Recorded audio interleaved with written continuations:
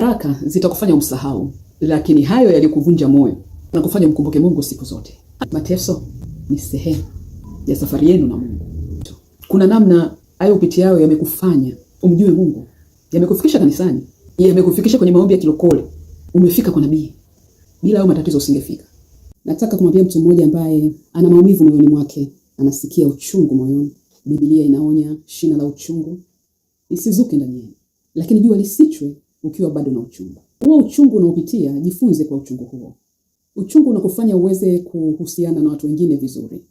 Linakufanya uweze kuelewa watu wengine watakapopita kwenye tatizo kama lako. Biblia inasema ukae mbele za Bwana, unyamaze kimya. Atakupigania tu. Na unapokuwa kwenye pain, utakiwa kujionea huruma sana. Especially kwa wale ambao hawaendi kazini, hawana watoto, hana mme supportive, hana mke supportive. Kwa hiyo ni kama yuko yeye mwenyewe tu.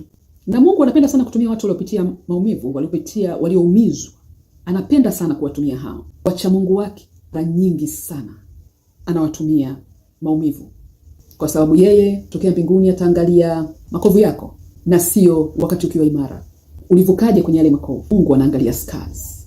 Huo uchungu ni ubatizo wako kuelekea ngazi nyingine. Baraka zitakufanya umsahau, lakini hayo yalikuvunja moyo na kufanya mkumbuke Mungu siku zote. Uko ndani ya Mungu. Kama unamwamini, kama una time naye, una uhusiano naye. Mateso ni sehemu ya safari yenu na Mungu. Maana hakuna namna ya kujifunza bila kuteseka, bila kuumia. Hakuna bila kuchafuliwa. Hakuna namna ya kujifunza. Anakufinyanga. Kwa hiyo niko hapa kukufariji kwamba embrace hayo matatizo, hayo mapito yanakutakasa. Ninachotaka tu ni kufariji, maumivu hayo yana mwisho. Usihofu. Endelea kuvumilia. Remain encouraged, remain comforted. Ubaki umefarijika, Mungu akutie nguvu, and remain blessed.